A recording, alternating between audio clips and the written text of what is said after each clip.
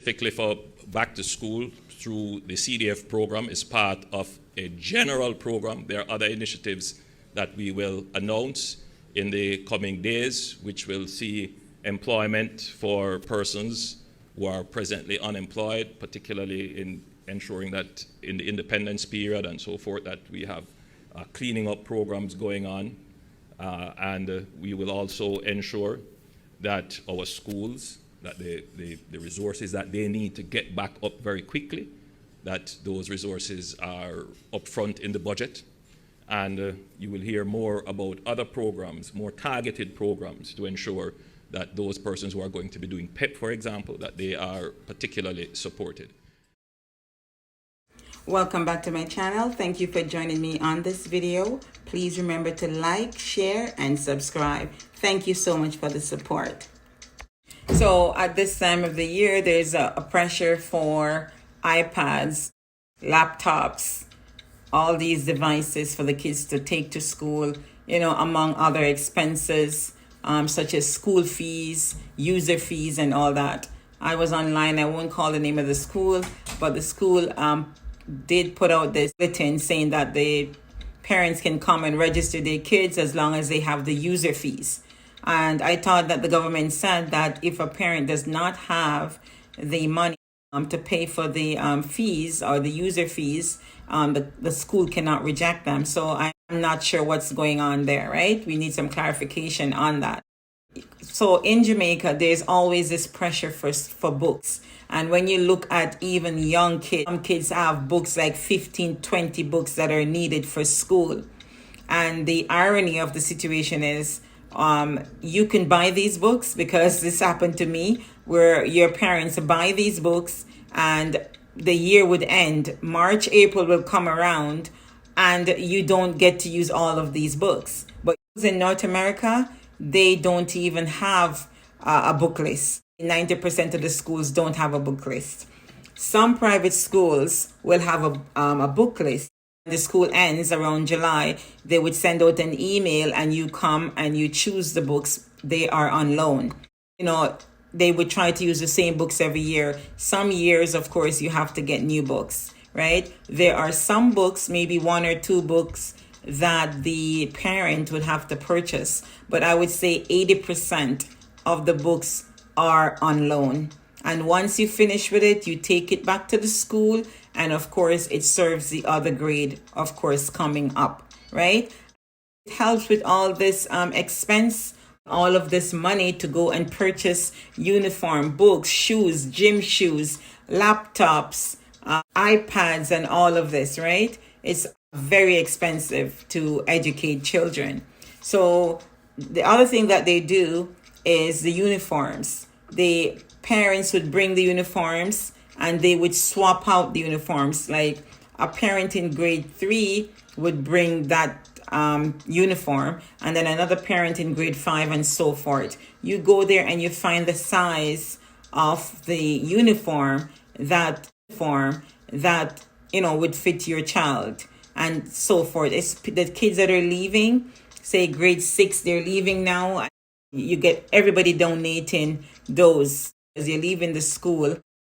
The grade 5 students would get the grade 6 uniform, right? You don't have to take everything, necessarily have to use the shirt. They just get the tunic, right?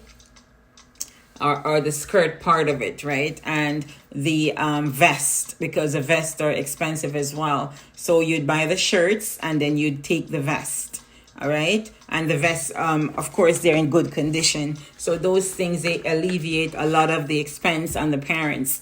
So in North America now, most schools, because my kids' schools, they never come home and say they have a book to be purchased. Never, right? And they're now out of private school and they're in the regular public schools, right? And Catholic public, right? And what they do is the loan is almost 100%. I didn't have to buy any books at all. And the teachers, they use smart boards. The government in Jamaica could invest in getting smart board for the schools and cut the cost on the parents to alleviate that burden on the parents to go and purchase books every year that half of these books they don't even use anyways, right? So a lot of people are making a lot of money with this back to school thing where the kids have to get brand new shoes, school, bags, books, everything has to be brand new to go back to school, right? It's a lot of pressure. It's just like the graduation. I'm so glad that they are now changing it, because graduation now is costing thousands for a kid to graduate, even primary school. Don't talk about high school. So now they've changed it to where, to alleviate all this pressure off the parents, just have the kids come in their uniform and you put a flower on them. That's it. Because there's this competition who will be buying these $50,000 dresses or $100,000 dresses, and it makes the other person or makes the other kid feels less if their parents cannot afford to put them in those expensive clothes to graduate. Well, it's the same thing, right? So if they invest in the smart boards, then the book list doesn't have to come home. It alleviates the book list, or it cuts the book list down by at least 70-80% or more. We're looking at getting rid of book lists totally, if it's possible, because the children in North America, they don't have a book list coming home to parents. And of course, they're able to afford it even more than the people who are in Jamaica. So that takes off a lot of pressure, financial burden of parents, right? So why don't we try to write to your member of parliament. I hope someone in the Ministry of Education is looking at this video. Maybe they have some smart boards in some schools, but it's not on a wide scale.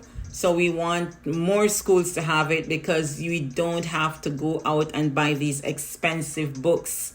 Books are costing a lot of money these days, right?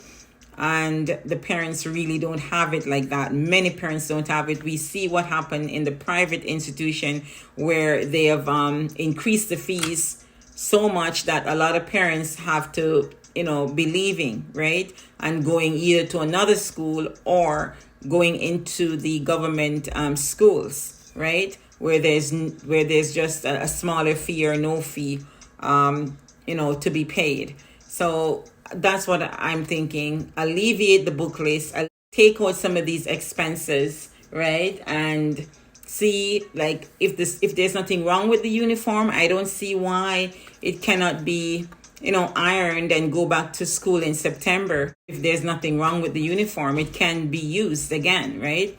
Especially if you have 2-3 suits of uniforms the year before. If it's not tight, if it's not short, then it can be used again, right? It's a lot of pressure on parents to provide all these things, sneakers, backpack, laptops, and everything else that you would need to go back out to school.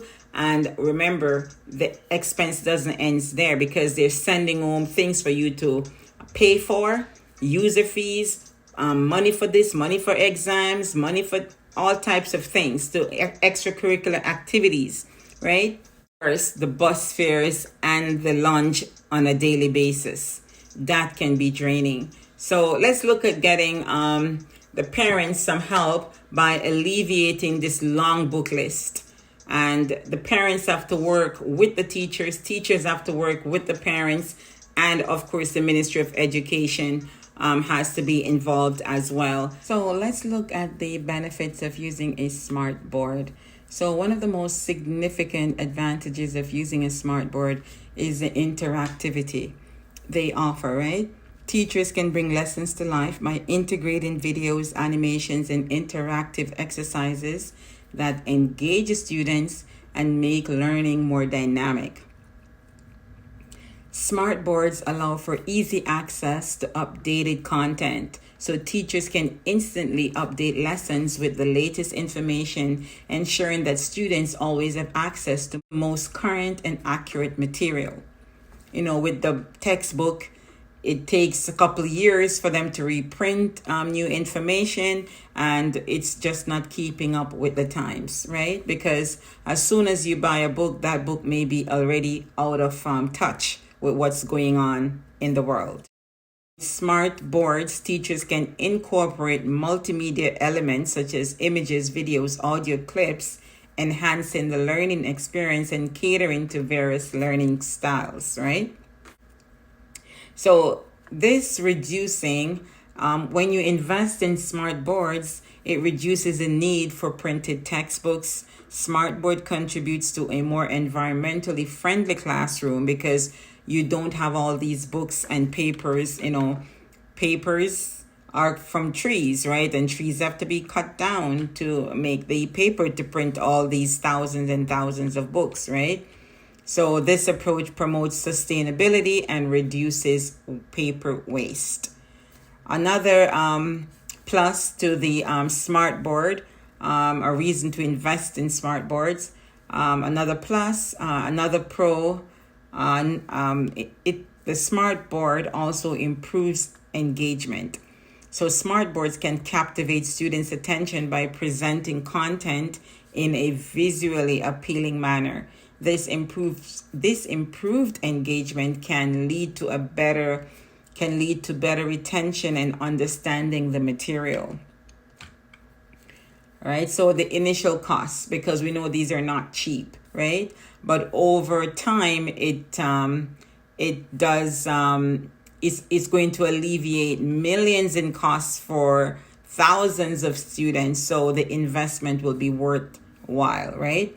So as with technology, smart boards can experience technical glitches and sometimes they may malfunction. It's very low percentage, but it does happen, leading to disruption and the learning process. But of course, this is on the lower, this doesn't occur frequently, but there is a possibility, as with all technology, right? So adopting to smart boards necessitates training for the teachers and of course the educators to effectively utilize the technology, because the teachers have to be familiar with it and how it works and how to present the material and all of that, right? Troubleshooting on it and all of that. So it would be better if the teacher has training before, of course, going on the smart board. There's a learning curve because the teacher has to be taught. So the learning curve can be steep for some teachers, whereas, with anything, some people learn this thing within a couple hours and some learn it within a couple of days, and some will take a couple weeks and some will take a couple months, right? So everybody has a different learning curve. So it's the adaptability, right? How fast can you adapt to the technology? That would be another issue as well. Are you technology savvy, right? Are you technically savvy with computers? If you're technically savvy with computers, then this will not be a problem if you have if you're computer savvy, right? So while smart boards enhance classroom learning, they may not be accessible at home. A lot of materials, they will probably, what they can't teach you at home, they give printed copies to the student to take home to do their homework if homework is needed, right? Or if there's reinforcement needed, then they would have the some printed material for the children. They only need like 2-3 textbooks for the whole year. It eliminates a lot of the textbooks, right? Because I've seen it, right? So there are pros and cons, as you can see, to smart board, but there are more pros than cons, right? So we see Immaculate doing a uniform exchange, which is so awesome. I wish more schools do this, right? Because it alleviates a lot of spending and you could use that money to do other things. You have to work with the teachers have to work with the parents, and of course the Ministry of Education has to be involved as well to make the situation much more manageable for the average Jamaican parent.